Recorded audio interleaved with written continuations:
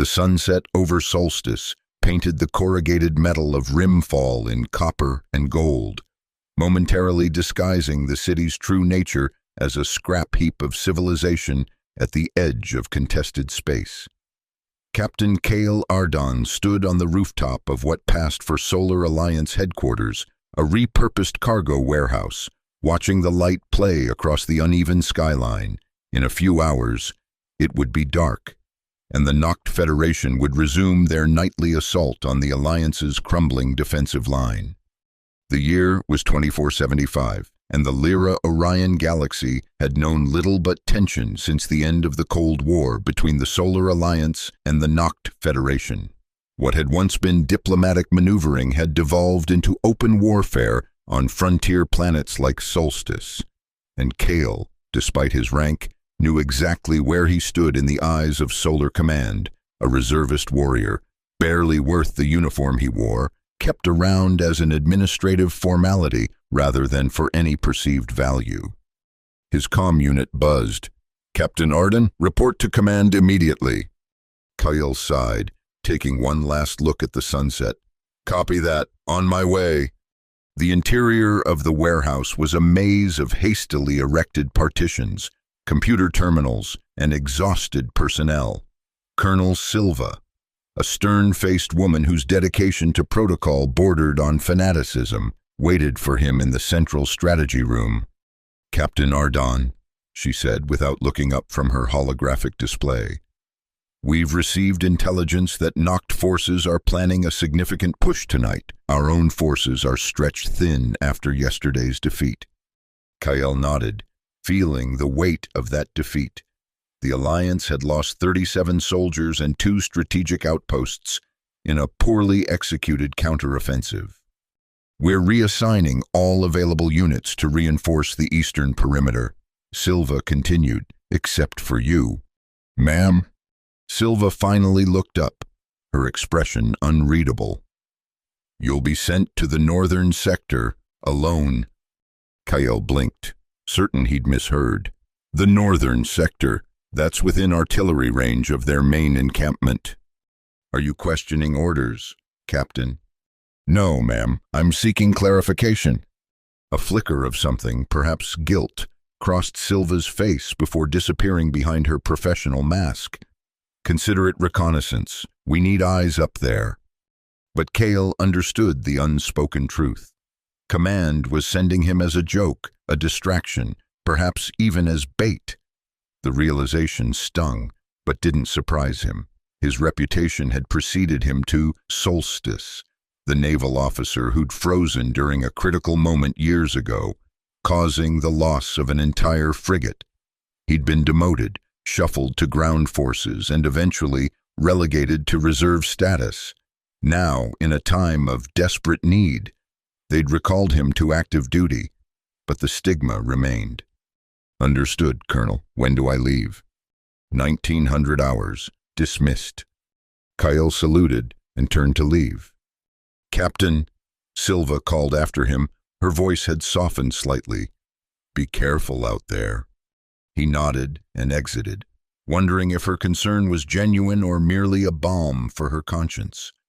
Unbeknownst to the Solar Alliance, the Noct Federation's radar systems had detected a potential vulnerability in the northern sector, a blind spot in the defensive grid created by the recent redeployment of forces. General Voss, the cold and calculating tactical genius behind Noct's recent victories, had already ordered a special reconnaissance team to investigate this weakness. What neither side realized was that the events of this evening would forever alter the course of the war. Cale returned to his quarters, a converted storage closet that barely fit his cot and footlocker, and began preparing for his mission. He checked his rifle, a standard-issue KS-47 pulse weapon, and packed minimal supplies. If he was being sent as a sacrificial pawn, he'd at least make himself a difficult target. As he strapped on his armor, a knock came at his door. "Come in," he called, expecting a messenger with last-minute orders. Instead, a woman entered. She was shorter than Cale by a head, with dark hair pulled back in a practical braid and the left side of her face marked by the subtle metallic sheen of cybernetic enhancements. Her right arm was entirely mechanical, an advanced prosthetic that hummed softly as she moved. "Captain Ardon, I'm Jexa Vorn, technical specialist." Her voice had the slight electronic undertone common among those with vocal augmentations. Kale straightened. "What can I do for you? Specialist Vorn?" "I heard about your assignment. It's suicide." Her directness caught him off guard. "Following orders," he replied simply. Jexa closed the door behind her and lowered her voice. "I work in communications. I intercepted a knocked transmission earlier today. They're planning something big at their lunar facility on Arcadia." Kale frowned. "Arcadia? The artificial moon?" "Yes, they've been developing something there for months. Something that could end this war and not in our favor. You should take this to command." Jexa's organic eye narrowed. "I did. They dismissed it as unverifiable." "And why bring it to me, the guy they're sending on a suicide mission?" "Because," she said, taking a step closer, "your northern sector assignment puts you in a unique position. There's a knocked communications relay near your patrol route. If you could access it, I could use the connection to gather more concrete data about what's happening on Arcadia." Kale studied her. "This isn't just about the war for you, is it?" Something flickered in her expression. Pain, perhaps, or resolve. "No, it's not, but that's a story for another time, assuming we survive tonight." Kyle considered his options. Follow orders exactly, almost certainly die for nothing, and waste his one chance at redemption. Or take a risk, potentially discover something vital, and maybe, just maybe, make a difference. "What do you need me to do?" Jexa smiled, the cybernetic implants around her eye catching the light. "I thought you might be interested. Here's the plan." The northern sector of Rimfall was a wasteland of abandoned industrial complexes and collapsed residential blocks. Kale moved silently through the ruins, his armor's adaptive camouflage blending with the shadows cast by Solstice's 3 moons. According to his tactical display, the knocked communications relay was 2 kilometers ahead, nestled in what had once been a power distribution center. His comm unit crackled. "Captain, this is Specialist Vorn. Do you copy?" "I copy," he whispered. "Approaching the target zone now. Remember, you need to place the bypass device directly on the main terminal. It needs physical contact to work." "Copy that." As Kale advanced, he detected movement ahead, shadows moving with purpose between the ruined buildings. He froze, activating his helmet's thermal imaging. 5 heat signatures, moving in standard knocked patrol formation, the reconnaissance team that General Voss had dispatched. Kale had 2 options: avoid them entirely, which would delay his mission, or neutralize them quietly to clear his path. Either choice carried significant risks. "Specialist, I've got company. Knocked recon team, 5 soldiers." A moment of silence, then, "Can you avoid them?" "Not without adding hours to the mission." Another pause. "Do what you have to do, Captain. But remember, if they report back, your presence won't be a joke anymore." Kale smiled grimly at her choice of words. He was already a joke to Solar Command. Perhaps it was time to show what this joke could do. He circled around, approaching the patrol from behind. The first soldier fell to a silent neurotoxin dart, collapsing without a sound. The second turned just in time to see Kale's combat blade slash across his throat. The remaining 3 reacted quickly, raising their weapons, but Kale was already moving. His years in naval special operations before the incident that had defined his career came flooding back. He rolled beneath a burst of energy fire, came up behind a concrete barrier, and picked off the 3rd soldier with a precisely aimed shot from his silenced sidearm. The 4th and 5th split up, attempting to flank him. Kyle waited, controlling his breathing, listening to the subtle sounds of their movement. The fourth soldier stepped into view, and Cale's rifle barked once.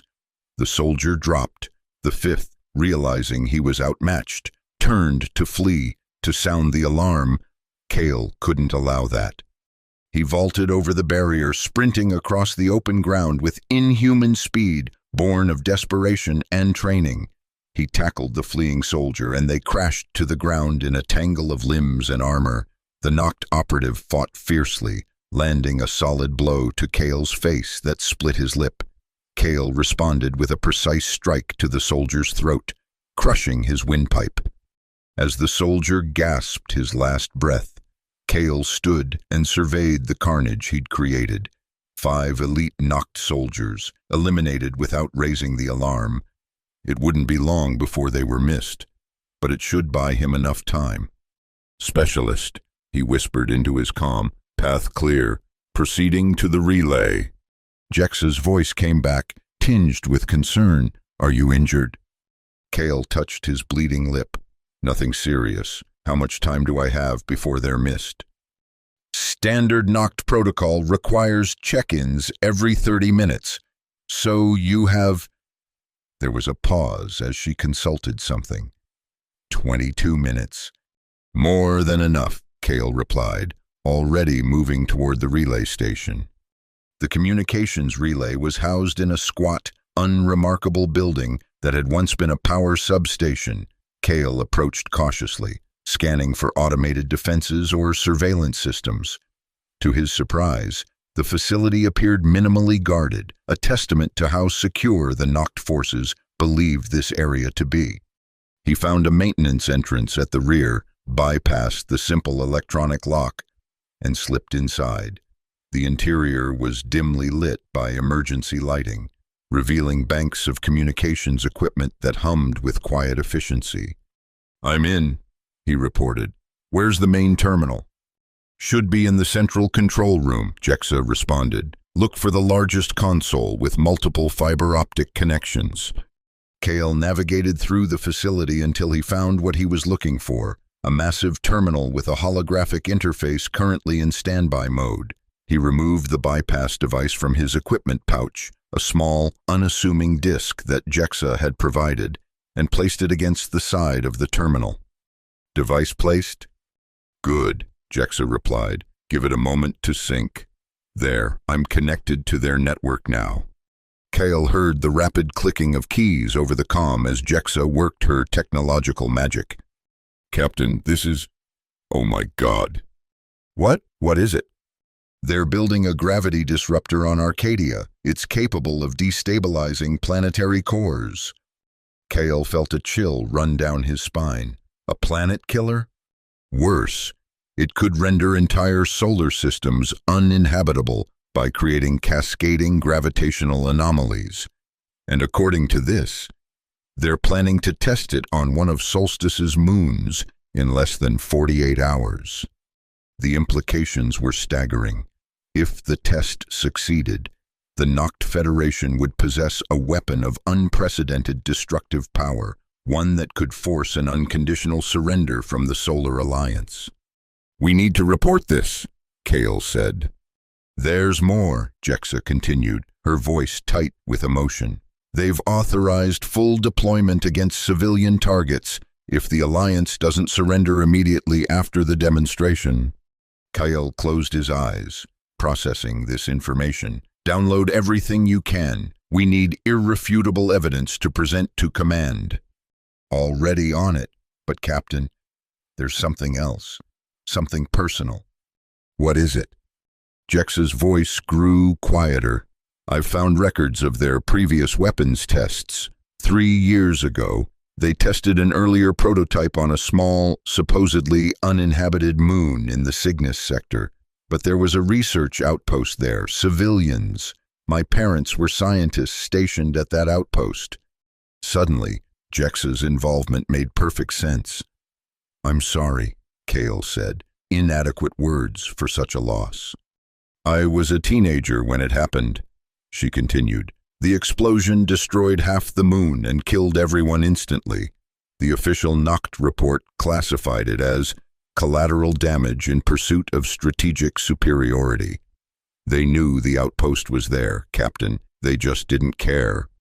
We'll make them answer for it, Kale promised, for your parents and for everyone else they've sacrificed. Download complete, Jexa announced, her voice regaining its professional edge despite the emotional revelation. You need to get out of there now. Their patrol is overdue for check-in. As if on cue, an alarm began to sound throughout the facility. Red emergency lights bathed the room in a crimson glow. Time to go, Kale muttered, retrieving the bypass device and heading for the exit. Outside, he could hear the distant sound of approaching vehicles, knocked reinforcements responding to the missing patrol. His escape route was rapidly closing. Specialist, my extraction just got complicated. Any suggestions? There's a drainage system that runs beneath the old industrial sector, Jexa replied promptly. Entrance is about 200 meters east of your position. It'll take you back toward our lines without exposing you above ground. Understood. Kyle sprinted across the open ground, keeping to the shadows as much as possible. The sound of knocked vehicles grew louder. A spotlight swept across the ruins, missing him by meters as he dove behind a collapsed wall. He found the drainage entrance, a rusted grate covering a dark tunnel, and pulled it free with a grunt of effort. Without hesitation, he dropped into the darkness below. Landing with a splash in ankle-deep water, the tunnel stretched before him, dimly illuminated by his helmet's light. I'm in the drainage system, he reported, heading south now. Good, Jexa replied. I'm already compiling the data to present to Colonel Silva. This changes everything, Captain. Let's hope Command agrees. Kyle moved through the tunnels as quickly as he dared, aware that knocked forces would soon discover the drainage system and might send pursuers. The fetid water sloshed around his boots, and the confined space made his pulse quicken with claustrophobia. But he pressed on. After what felt like hours but was likely only 40 minutes, Kyle emerged from the drainage system at the southern edge of the industrial sector, now back within the relative safety of Alliance-controlled territory. He took a moment to gather his bearings, then made his way toward headquarters. He was surprised to find not only Jexa waiting for him, but also a full tactical team preparing for deployment. Colonel Silva stood in the center of the room, issuing orders with uncharacteristic urgency. Captain Arden, she acknowledged as he entered, your timing is impeccable. Colonel, what's happening? Specialist Vorn has presented us with intelligence that, if verified, requires immediate action. Silva's expression was grim. A strike team is being assembled to infiltrate the Arcadia moon base and neutralize this gravity weapon before it can be deployed. Kyle exchanged a glance with Jexa, who stood by a holographic display of the Arcadia facility, her cybernetic arm interfacing directly with the system as she downloaded tactical information. I want to be part of that team, Kale stated firmly. Silva studied him for a long moment. That's not possible, Captain. With all due respect, Colonel, I uncovered this threat. I should be part of the solution. The strike team is already at full capacity with our most elite operatives, Silva replied. Besides, you've done your part, more than your part, considering the nature of your original assignment. The unspoken acknowledgement hung in the air that they had sent him on what they believed would be a meaningless, perhaps fatal, mission. A joke.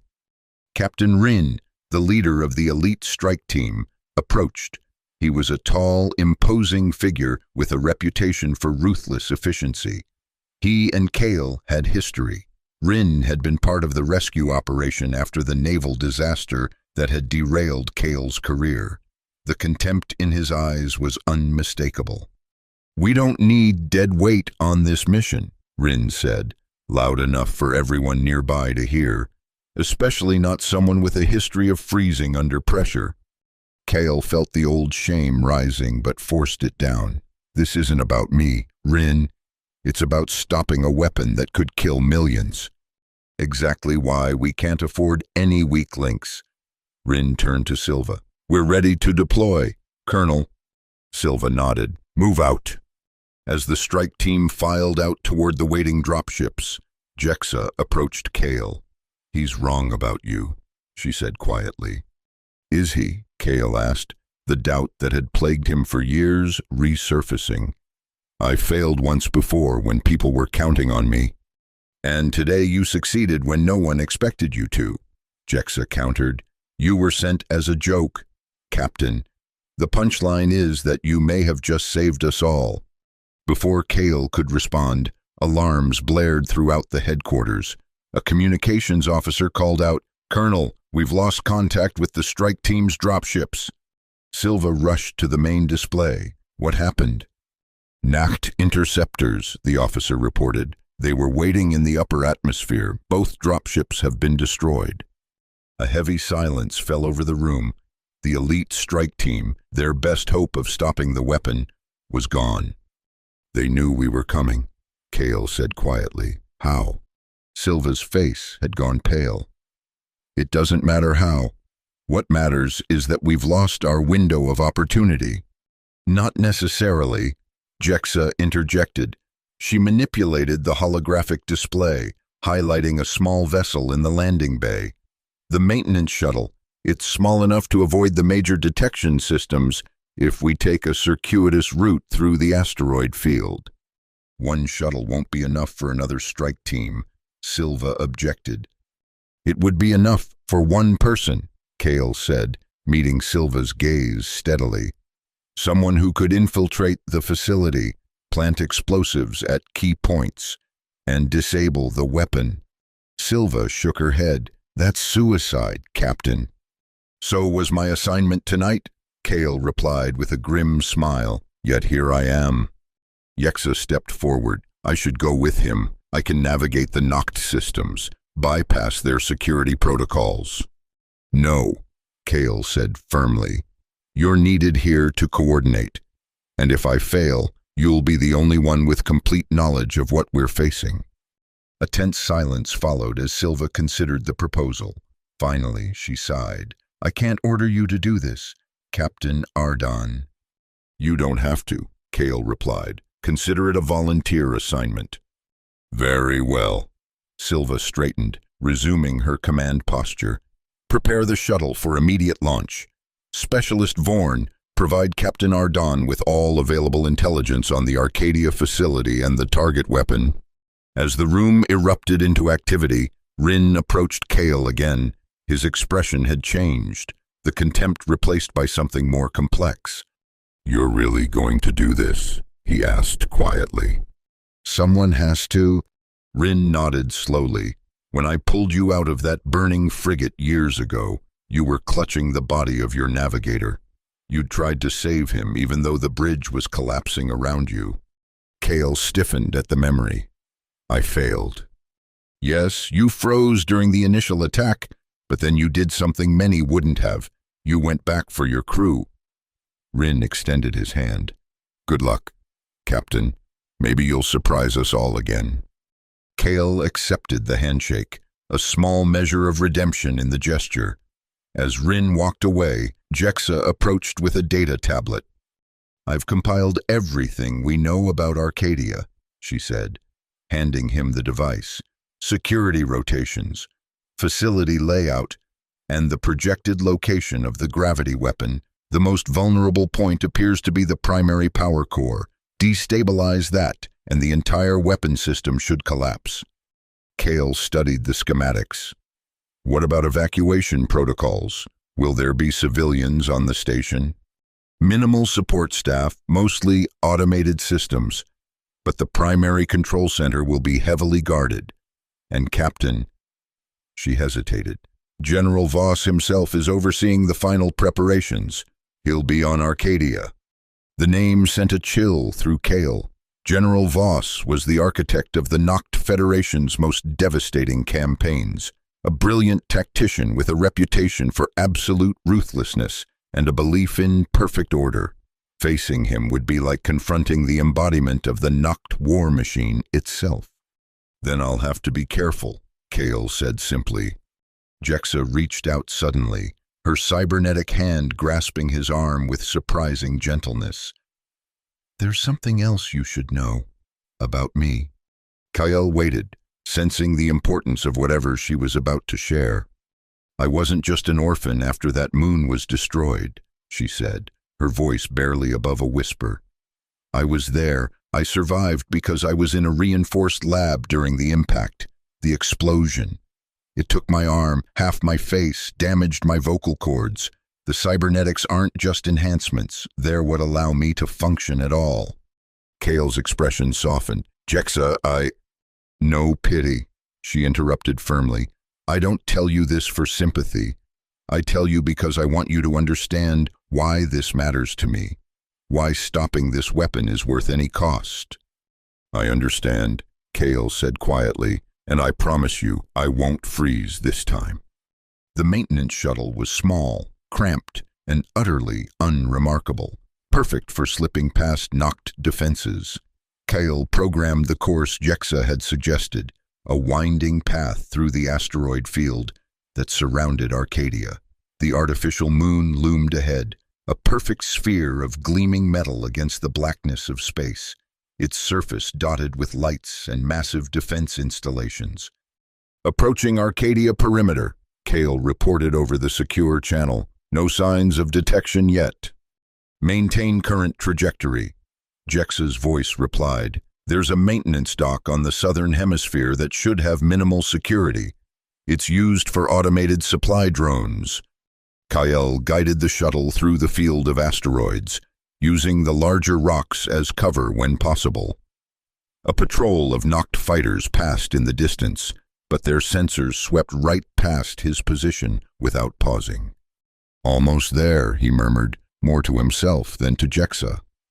The maintenance dock appeared ahead, a small opening in Arcadia's otherwise smooth surface.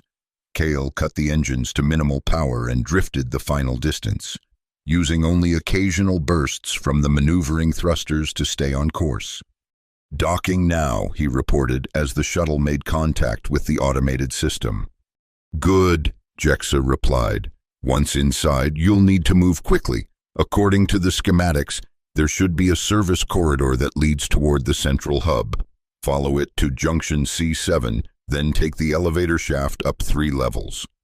Kale secured his combat gear, a pulse rifle, explosives, and the data tablet with the facility schematics, and moved to the airlock.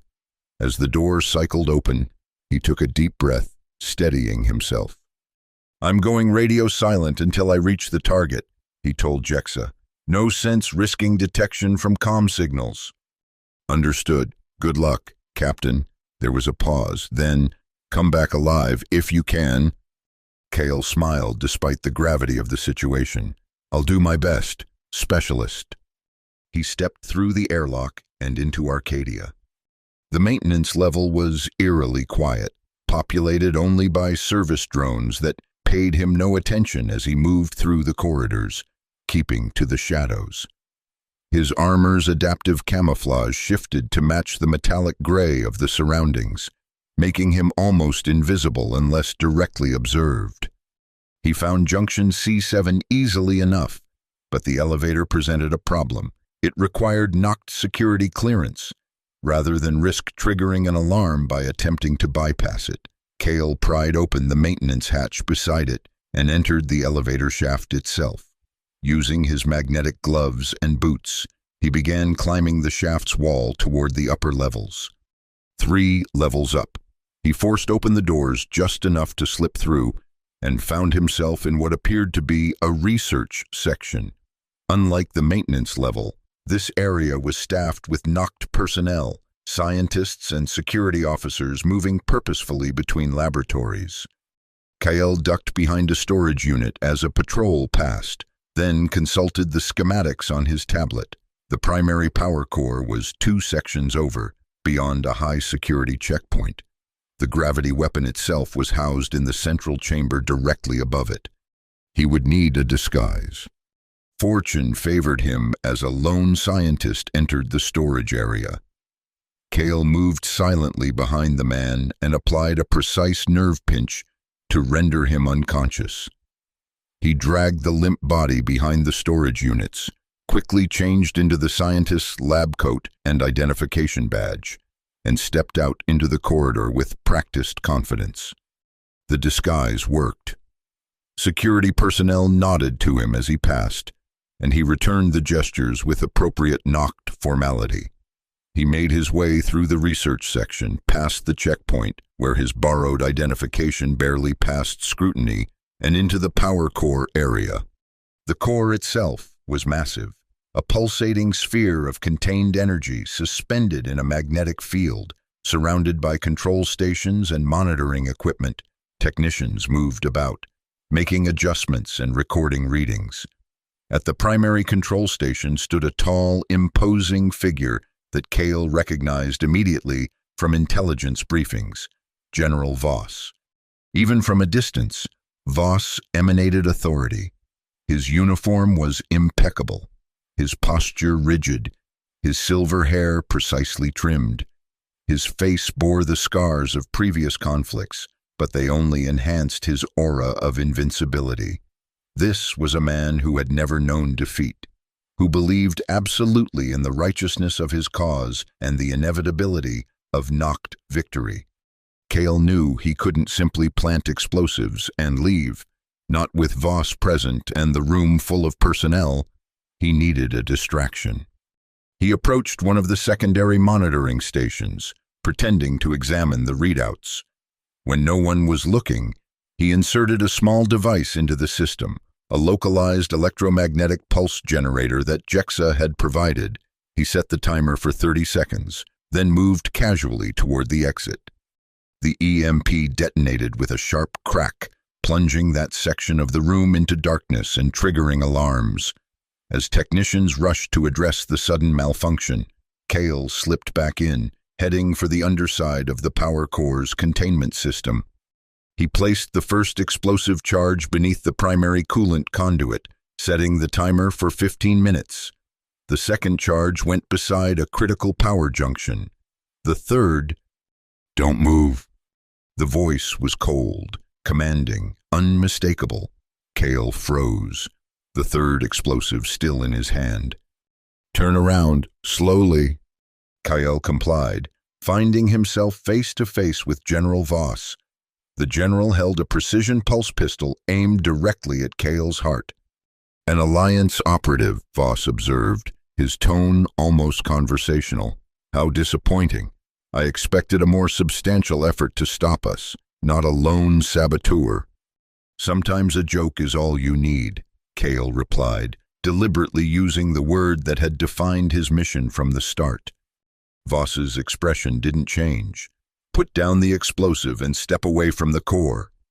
Kyle carefully placed the third charge on the floor, his mind racing. The first two explosives were already armed and counting down.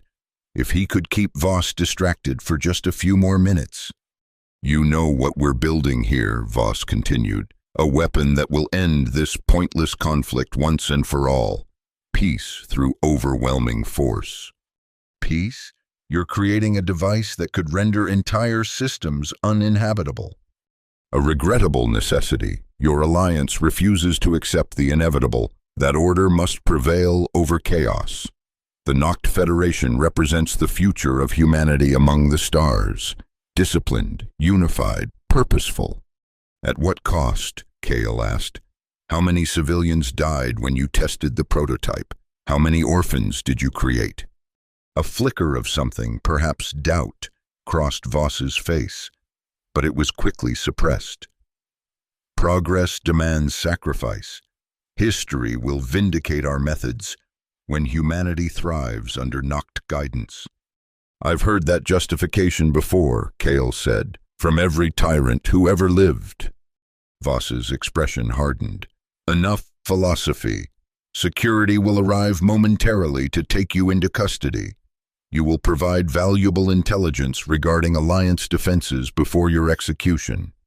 Kyle tensed, preparing to make his move. He would have only one chance. "There's just one problem with your plan, General." "And what is that?" "I've already armed 2 explosive charges.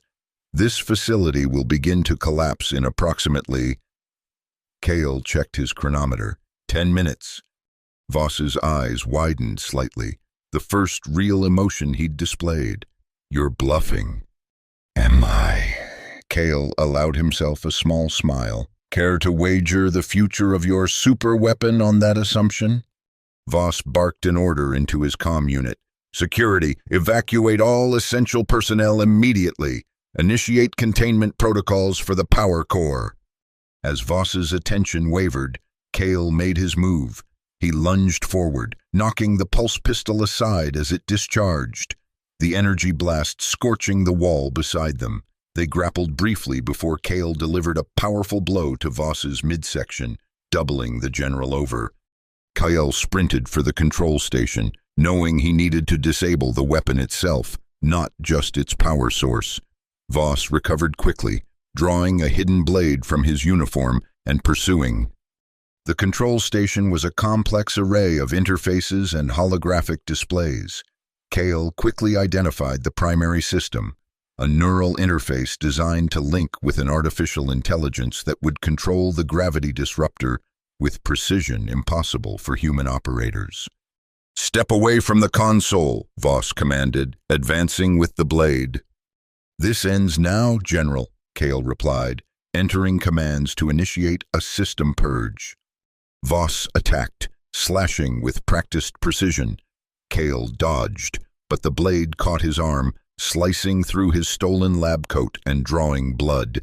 He responded with a counterattack, his naval combat training evident in every movement. The two men fought across the control room as alarms blared and evacuation orders echoed through the facility.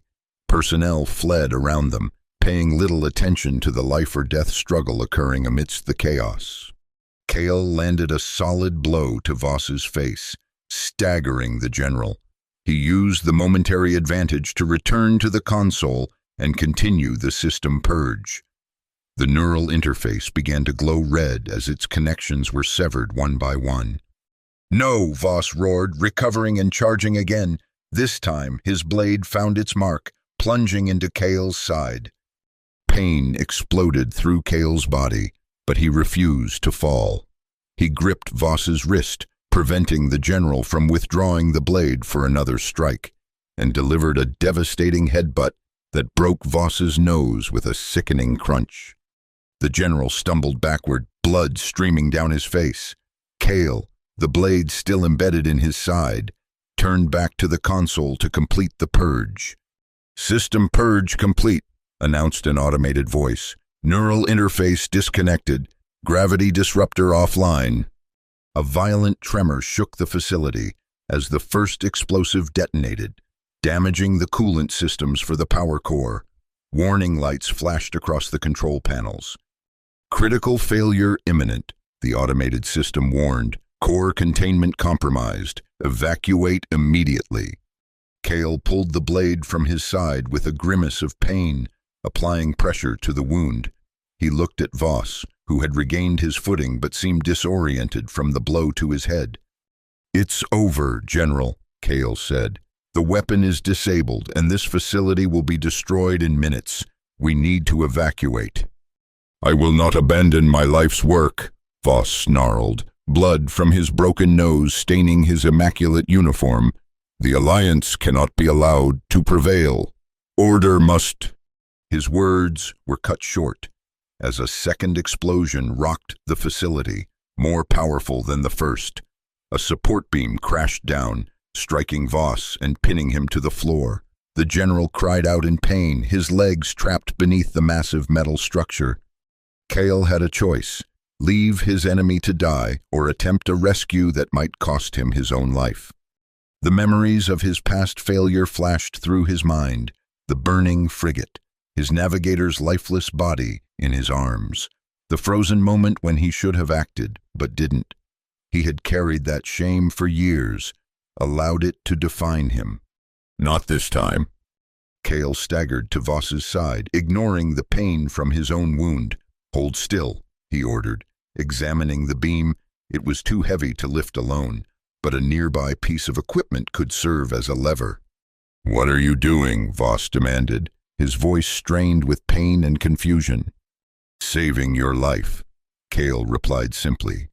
He positioned the makeshift lever beneath the beam and pushed with all his remaining strength. The beam shifted just enough for Voss to pull himself free. The general's legs were badly injured, possibly broken. He wouldn't be able to walk. "Why?" Voss asked as Kale helped him to a sitting position. "I am your enemy."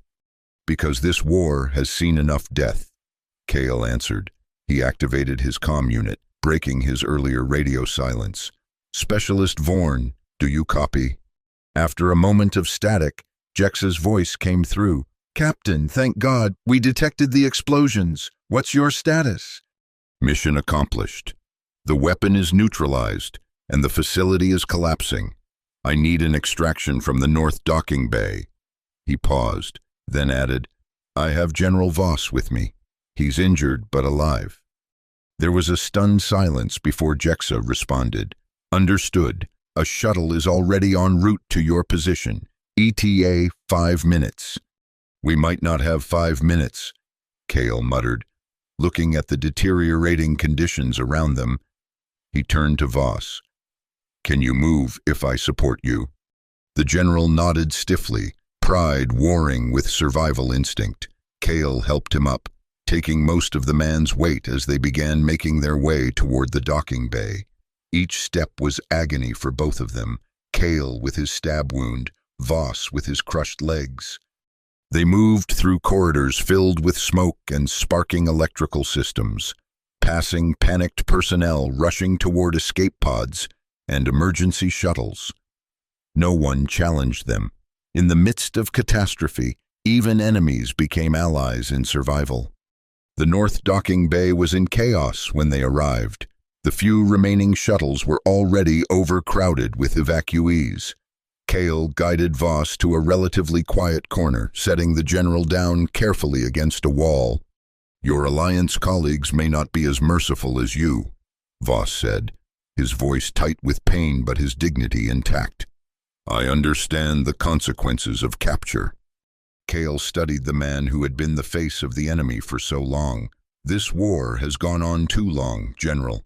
Maybe your capture will help end it." "Perhaps," Voss conceded. Then, unexpectedly, "You were sent on this mission alone, as a joke, you said." Kyle nodded. "Command didn't think much of my capabilities." "Then they are fools," Voss stated flatly.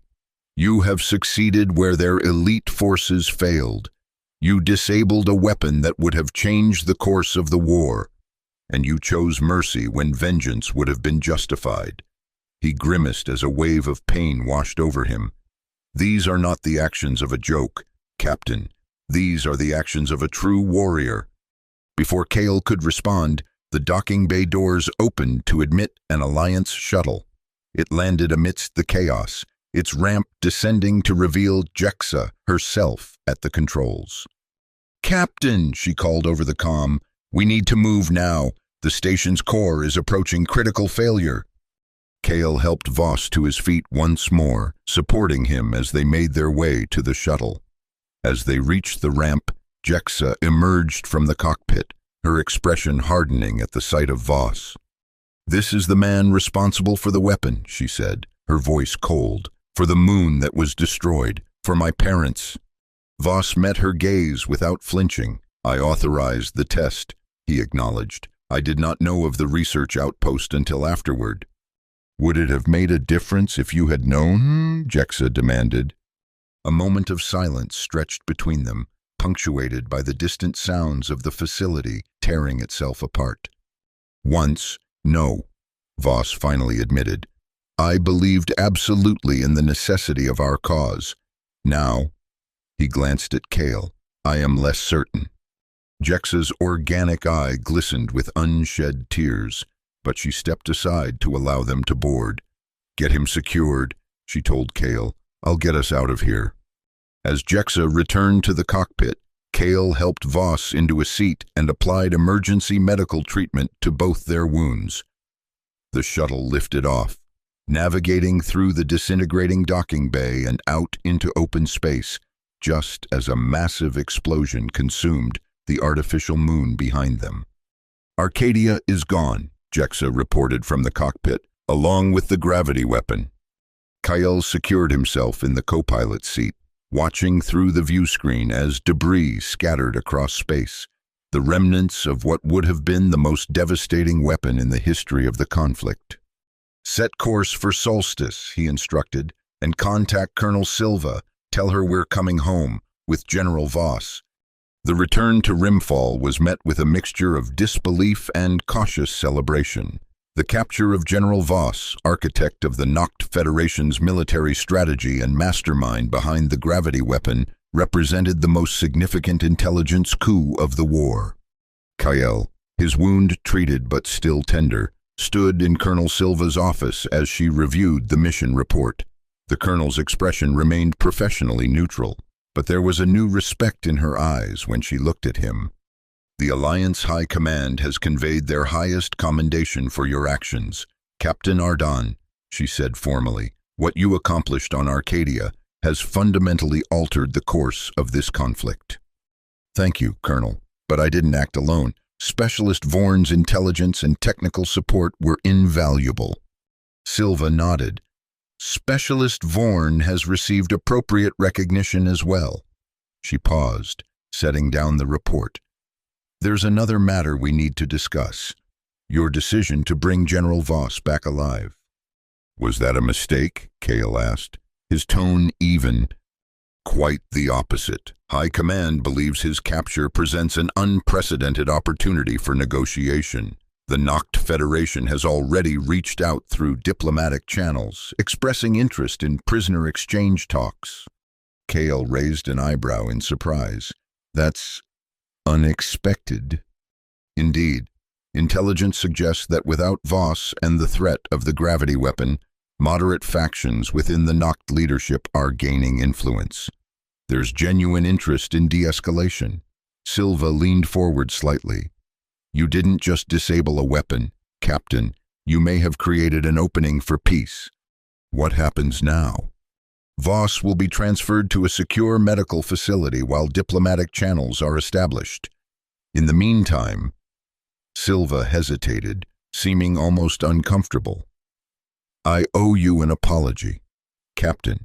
Your original assignment to the northern sector was inappropriately motivated." "You mean sending me as a joke?"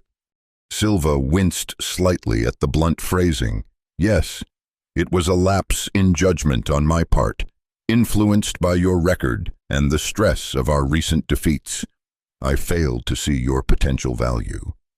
"Apology accepted, Colonel," Kale said simply, "though I will admit the joke turned out better than expected." A hint of a smile touched Silva's lips. "Indeed it did. You're dismissed. Captain, get some rest. I suspect the coming days will be busy for all of us." Outside headquarters, Kale found Jexa waiting for him. The evening light of Solstice cast long shadows across Rimfall, the same copper-gold sunset he had observed what felt like a lifetime ago. "How did it go with Silva?" Jexa asked as they walked together through the city streets. "Better than expected. Apparently, we may have accidentally started peace talks." Jexa smiled, the cybernetic implants around her eye catching the light. "Not bad for a joke mission." Kyle chuckled, then grew serious. "How are you holding up? Meeting Voss couldn't have been easy for you." "It wasn't," she admitted. "Part of me wanted him dead. Still does, if I'm honest. But," she sighed, "seeing him defeated, injured, humbled, it didn't bring my parents back. Nothing will. And maybe ending this war is a better memorial for them than revenge." Wise words. They reached a small plaza where refugees and soldiers mingled, sharing news of the Arcadia mission and the capture of Voss. The mood was cautiously optimistic, hope, fragile but persistent, threading through conversations. "I visited Voss in the medical facility," Jexa said suddenly, "this morning, before they prepare to transfer him." Kale looked at her in surprise. "What happened?" "I told him about my parents, about the research they were doing, sustainable terraforming techniques that could have benefited both the Alliance and the Federation, about how I was there when their moon was destroyed, how I survived but lost everything. She touched her cybernetic arm unconsciously. I wanted him to know the human cost of his necessary sacrifices. How did he respond? He listened, really listened. Then he asked questions about their work, about them as people, and at the end, he said something I never expected to hear from a knocked general. What was that? He said, "I was wrong," 3 simple words, but from someone like Voss. Those words could change everything, Kale finished. They stood in silence for a moment, watching as the last light of day painted the ramshackle buildings of Rimfall in soft gold. "What will you do now?" Jexa asked eventually.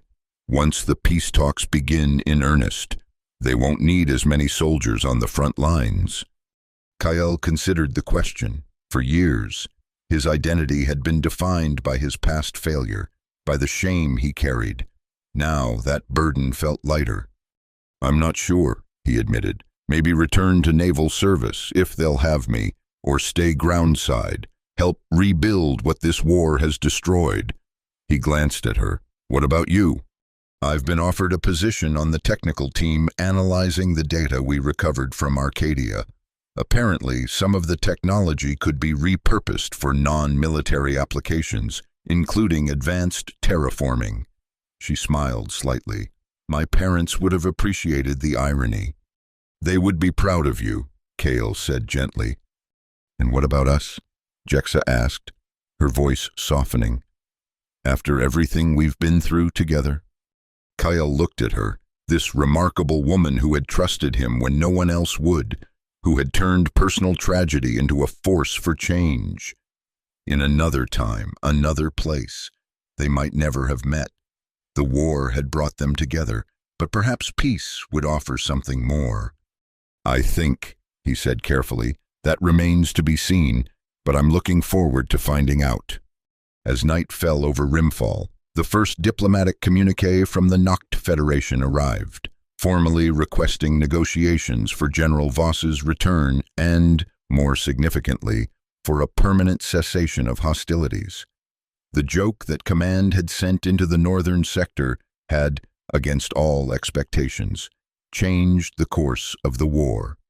The following morning, Kale stood on the same rooftop where he had watched the sunset before his mission, but this time he was there to see the sunrise. The first light of dawn broke over the horizon, illuminating Rimfall not in the copper gold of sunset, but in the clear, promising light of a new day. Beside him, Jexa watched the changing colors of the sky. "It's beautiful," she said quietly. "Yes," Kale agreed, "and worth fighting for." They stood together as the sun rose fully, bathing the city in light. The war wasn't over yet, and peace would bring its own challenges.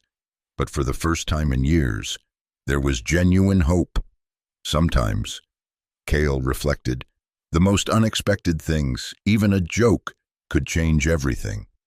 And in the growing light of morning, with Rimfall awakening around them and the promise of peace on the horizon, that seemed like more than enough.